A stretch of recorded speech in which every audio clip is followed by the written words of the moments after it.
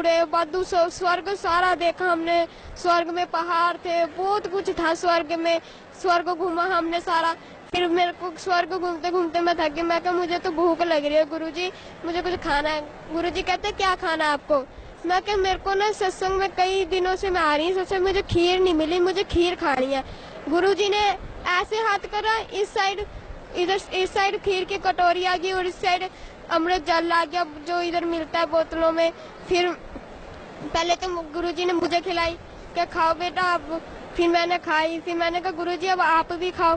फिर गुरुजी ने खाई। फिर हम दोनों ने खीर खा ली। फिर महाराज जी ने मुझे अमृत जल दिया। फिर हमने अमृत जल पी के फिर महाराज जी गुरुजी कहते चलो चले। मैं कहा कहाँ? के नर्क देख के आते हैं।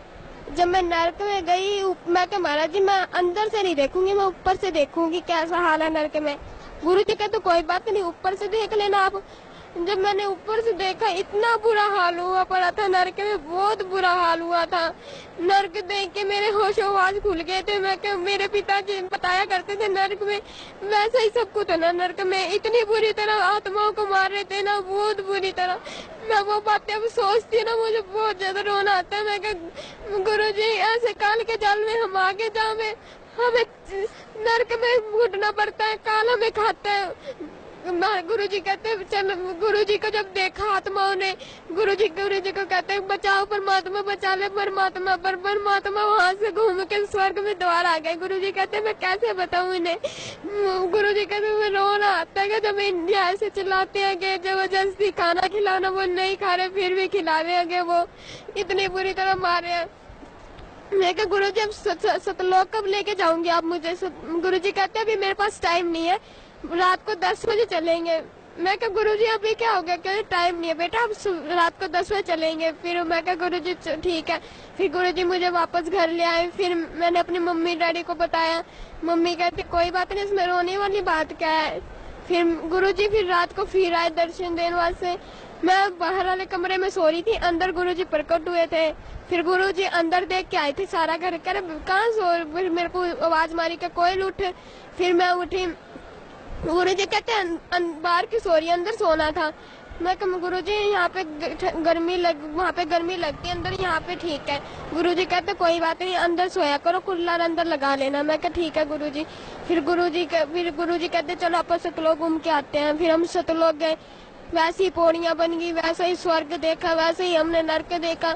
इतनी जब हम काल को देखा था ना, काल को दिखाया महाराज जी ने, इतने दूर खड़े थे, जितना हिसार से बठिंडा दूर है ना, इतनी दूर खड़े थे हम। फिर भी ऐसा लग रहा था जब हम बिल्कुल पास खड़े हो काल के। इतना बड़ा काल था, बहुत ही बड़ा काल था। जितना अपना फेस नहीं है उतना उसकी आंख ही आंख है। इतना बहुत बड़ा था, उसका मैं अनुमान नहीं लगा सकती वो कितना बड़ा था। जब हम उसके पास चलते गए वो बड़ा होता चला गया, बहुत ही बड़ा हो गया। फिर एकदम फिर गुरुजी उसके ऊपर से पैर रख के चल गए। फिर जब वो कालों से भूंज के आत्माओं को खा रहा था ना, तब गुरुजी को दिखा के खा रहा था। ये देखो मैं तेरी आत्मा को कैसे खा रहा हूँ। वो आत्माएं सारी चिल्लाने लगी गुरुजी बचा लो मुझे, गुरुजी बचा लो। परमात्मा वो रोने लगे उसके पर काल के सामने नहीं रोया महाराज जी ने। हम आगे गए तब महाराज जी रोने लगे, कहने मैं कैसे बचाऊं इन सब को, क्या भक्ति करी इन्होंने, कुछ भी नहीं करा। फिर महाराज जी कहते चलो पद सतलोक घूम के आते हैं। फिर हम सतलोक में गए। सतलोक में गुरुजी ने मुझे खेत, दूर से ही हमें खेत दिखाई देने लगे थे। मैं क्या गुरुजी वो क्या है? गुरुजी कहते वो खेत है। मैं क्या है खेत है? जब हम उसके खेत के पास गए तो उनका खेतों का कलर ही अलग था, जो कलर यहाँ पे है ही नहीं क्या, ऐसे कलर थे वहाँ पे। फिर मैंने कहा उधर तितलियां थी, मैंने तितलियों के हाथ में जब पकड़ा ना तो हाथ खोल के देखा वो तितली गायब थी मेरे हाथ से। मैं कहा ये तितली कहाँ गई? फिर देखो ऊपर वो उड़ी जा रही, वो रंग बदल गई फिर से दोबारा। मैं कहा गुरुजी ये क्या हो गया? गुरुजी कहते यहाँ पे ऐसे ही है। फिर हम और आगे गए, फिर वहाँ पे हमने पहाड़ देखे, मानसरोवर देखा, हमारा खुद का घर देखा हमने। फिर मुझे महाराज जी ने अपना सिंहासन दिखाया, इतना बड़ा सिंहासन, बहुत बड़ा सिंहासन, उसमें भी हीरे मोती लगे हुए, पहाड़ों की साइड में भी हीरे मोती लगे हुए थे, घरों में भी हीरे मोती। इतना अच्छा था ना, बहुत ही ज्यादा अच्छा था। गुरुजी तो सिंहासन की तरफ जाने लगे। मैं कहा गुरुजी आप कहाँ जा रहे हो? गुरुजी कहते मैं तो अपने सिंहासन पे जा रहा हूँ। मैं फिर मुझे सतलोक कौन दिखाएगा? फिर गुरुजी कहते कोई बात नहीं, आपको सतलोक कोई ना कोई दिखा देगा, आप आगे जाके देख लेना। फिर गुरुजी जब सिंहासन की तरफ जा रहे थे, गुरुजी को मैंने दूर से देखा, वो जब सिंहासन पे बैठने लगे एकदम आसमान में उड़ गए। फिर उनकी जब वो उड़े तो उनका शरीर जब नीचे वापस आए तो उनका शरीर अलग था, उनका शरीर बहुत ही अलग था, बहुत ही ज्यादा। मैं कहा ये कैसे शरीर महाराज जी का हो गया, मैंने पास में जा ही नहीं पा रही थी, इतना प्रकाश आ रहा था, बहुत ज्यादा प्रकाश आ रहा था। फिर मैं तो सतलोक घूमती, फिर मैं सतलोक जब देखने लगी, मेरे को डर लग रहा था। मैं सतलोक में पहली बार आई, मुझे कुछ पता नहीं।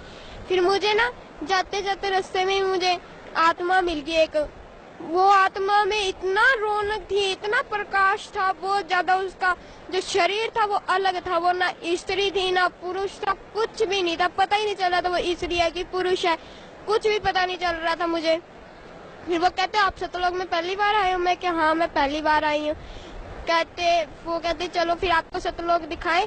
मैं कहा हाँ चलो। फिर हमने सतलोक पहले पैदल से ही देखा, पैदल में हमने घर देखे, मैंने खुद का घर देखा, घर देखा, मानसरोवर देखा, सारा पैदल वाला देख लिया। फिर वो कहती चल वाहन में घूमने चलते हैं। मैं कहा वाहन में आप गिर गुड़ नहीं जाएंगे? वो कहती नहीं गिरते। मैं वाहन में पहले तो मैं बैठ गई, जब वाहन जब उड़ने लग पहाड़ों के बीच में से जा रहा था, मेरे को तो डर लग रहा था। मैं कही हाँ ये पहाड़ों के बीच में से जा रहा, लगता मैं तो आज जाऊंगी, मरूंगी मैं तो आज। मैं बहुत ज्यादा घबरा गई थी, मैं कहीं पहाड़ के बीच में से लेके जा रही हूँ, मुझे तो डर लग रहा है ऊपर से। फिर वो आत्मा पूछने लगी आप डरो मत, यहाँ मृत्यु जन्म होता नहीं है। फिर भी मैं होश, आपका शरीर अलग है, मेरा शरीर अलग है।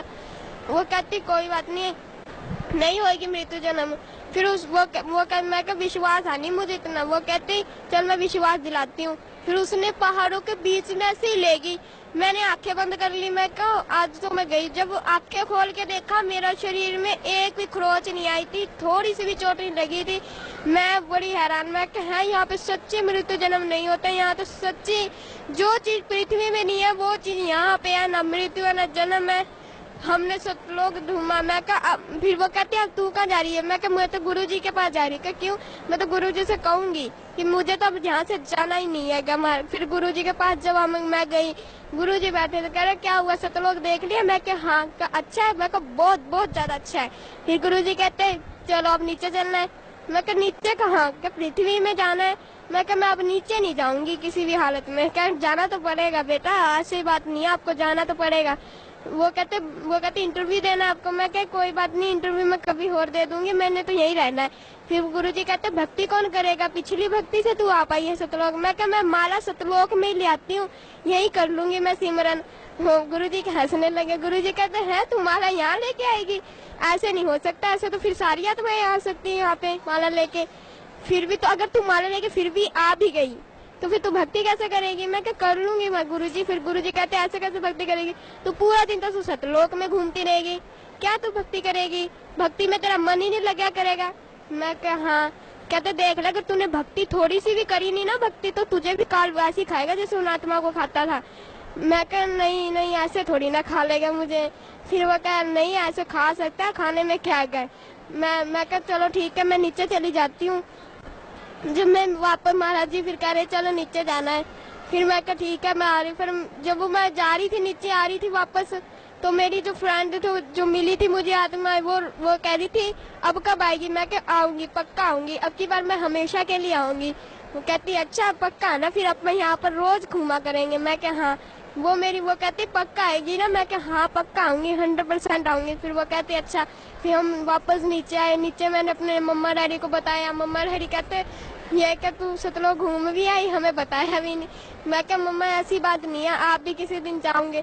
बुढ़िया भक्त समाज को क्या संदेश देना चाहते हैं आप? भक्त समाज को मैं यही संदेश देना चाहती हूँ कि आप संत रामपाल जी महाराज जी के शरण में आए और नाम दीक्षा लेके अपना कल्याण करवाए। मुझे पता है कि नरक में क्या हाल हो रहा था और काल कैसे भूंज के खा रहा था।